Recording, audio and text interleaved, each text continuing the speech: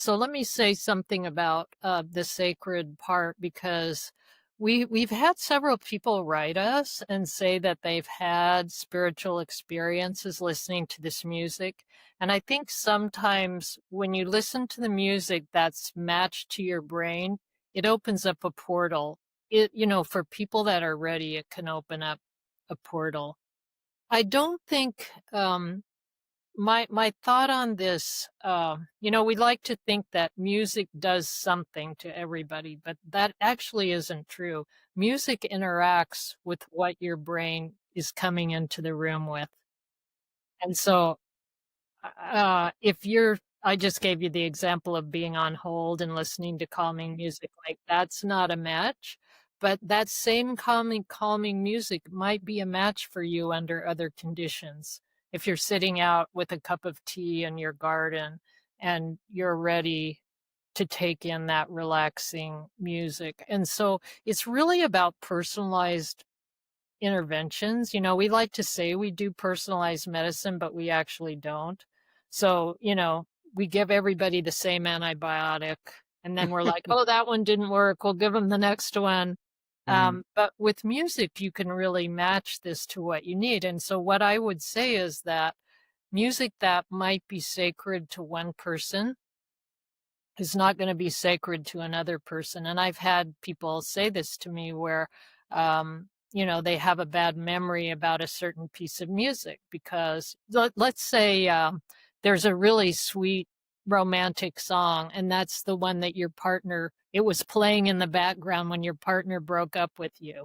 You know, Yeah. you listen to that song, come on, you're going to feel horrible. So it's interacting with what you bring to the situation. And so I think the big thing here, the big take home here for most people is hook back into your body.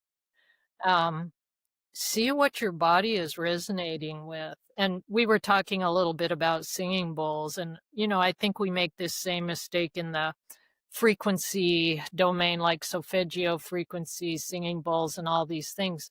Not every frequency in a singing bowl is going to be resonant for that particular person. Yeah. I noticed that when I do the sound bath, some people have reaction to some crystal balls, some they don't, some it's with my harp, the harp also, crystal harp. And they don't have the same experience. Yeah, and that's important. And so if you are hooked into your body and you're saying to yourself, I really like this song. The other day I was playing this. I love this song on the pipe organ. I don't know if you ever saw all the Pirates of the Caribbean movies. Yeah. Yes. There's a really cool pipe organ arrangement of this song, Davy Jones, and it's sort of creepy and quiet at the beginning, and then you just open up and blast really fast music with the loudest you can play on the organ. So it's totally fun to play. But I realized as I was practicing it, because, you play the same part over and over. So you're exposing yourself to a lot of this stuff. I noticed my heart rate started to increase.